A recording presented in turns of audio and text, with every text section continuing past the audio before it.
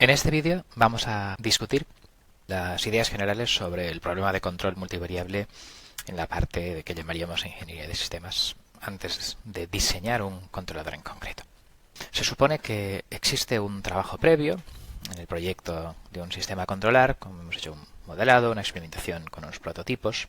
Nos han dicho en qué punto de funcionamiento deseamos que funcione ese proceso, un punto nominal, en el cual seguramente, pues claro, se exigirá de control porque cuando se sitúen los actuadores en el punto teóricamente nominal, las salidas no serán las deseadas y precisamente habrá que compensar esas desviaciones. Hemos analizado las propiedades de ese proceso, su sensibilidad a perturbaciones, su estabilidad, su tiempo de establecimiento, su ganancia. Hemos considerado un hipotético rediseño de alguna de esas partes para intentar hacer algo más rápido, para intentar poner un depósito más grande que filtre perturbaciones, etc. Y en principio, suponiendo que todas esas partes se han conseguido diseñar satisfactoriamente, queda ahora el problema del diseño de control. El diseño del control multivariable tiene distintas etapas, ¿vale? En una primera etapa es decidir qué queremos controlar y con qué. O sea, sería una selección de referencias primarias, que normalmente estas serían lo que llamaríamos primarias, variables de las que depende en gran medida la calidad y la rentabilidad del proceso. Pues uno, si quiere producir determinado medicamento, pues obviamente la composición, la pureza de ese medicamento es la referencia más importante y seguramente pues la cantidad de medicamento por día de producción también. Eso es básicamente la razón de la que se construya ese proceso.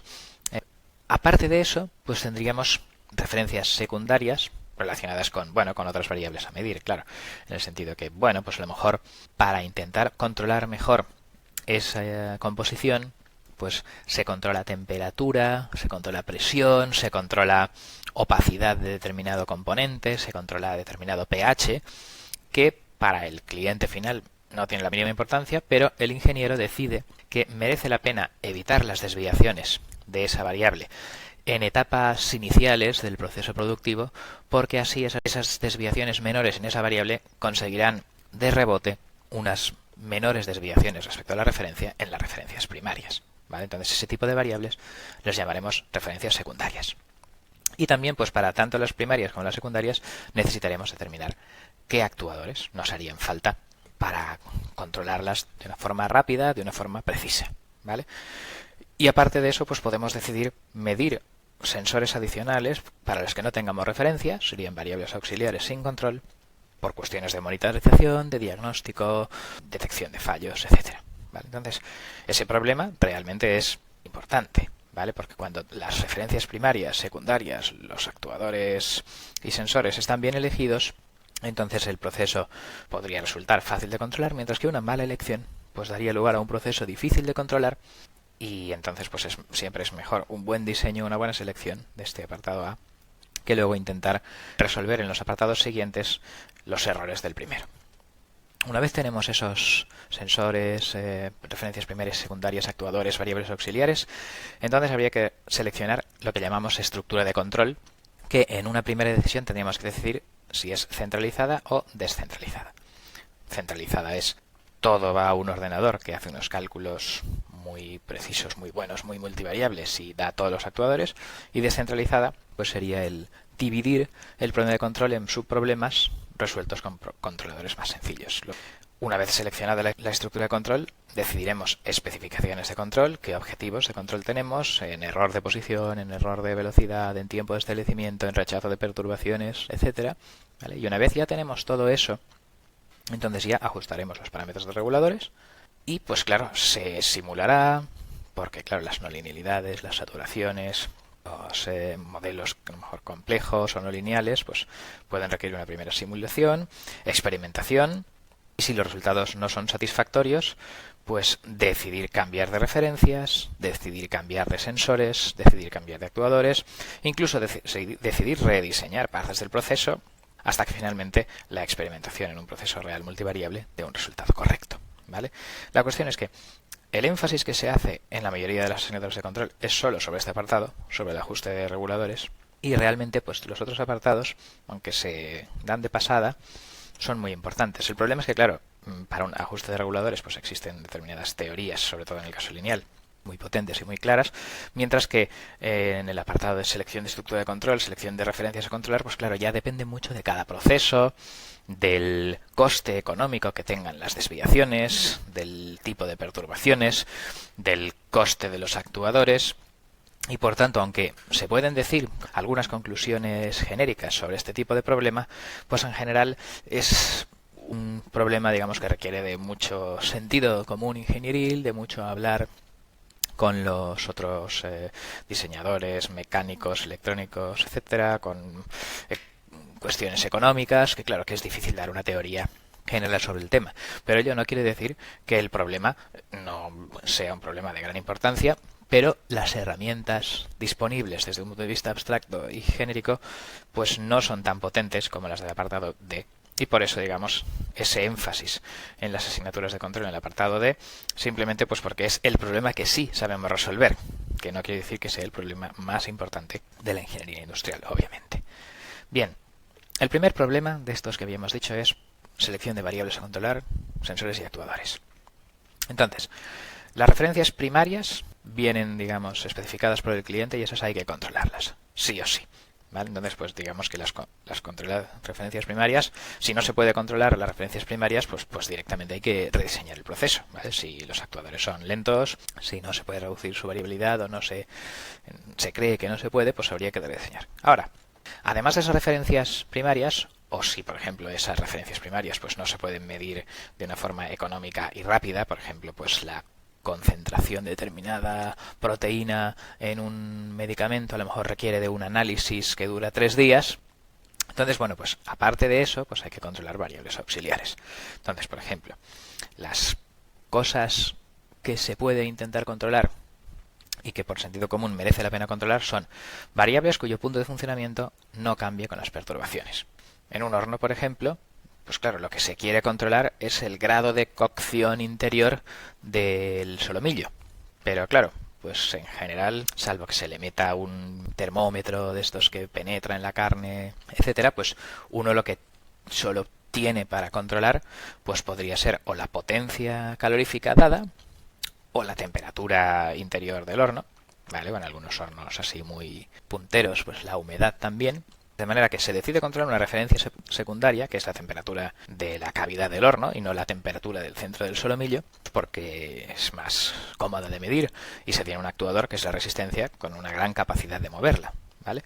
Lo que sí que es verdad es que las perturbaciones son, pues claro, el tamaño de la carne, la temperatura exterior, etcétera, pero bueno, pues podríamos decir que en general la referencia de temperatura de horno es más o menos constante y sea un solomillo grande o un solomillo pequeño, pues uno dice que se cuece a 210 grados y uno será durante 45 minutos y otro durante 55, pero en fin, digamos, tenemos una variable que independientemente de los cambios en el proceso, consideramos que podemos asignarle con cierta seguridad un punto de funcionamiento constante a seguir y eso hará que se cumplan nuestros objetivos primarios ocultos más difíciles de medir. Bueno, pues ese tipo de variables, cuyo punto de funcionamiento no cambia con las perturbaciones, son unas buenas variables para controlar.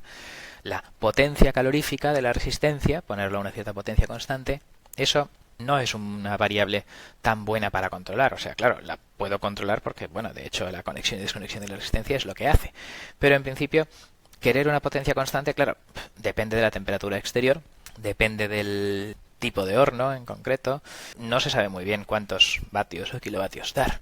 Entonces, pues claro, si no sabemos qué referencia darle, aunque tengamos un controlador súper bueno de esa potencia, el problema es que no sabemos muy bien el significado de la referencia. Por tanto, lo primero, más importante en ese control multivariable es que, claro, mi referencia debe ser fácil de determinar, relacionada directamente con las especificaciones primarias de la calidad de lo que yo quiero conseguir.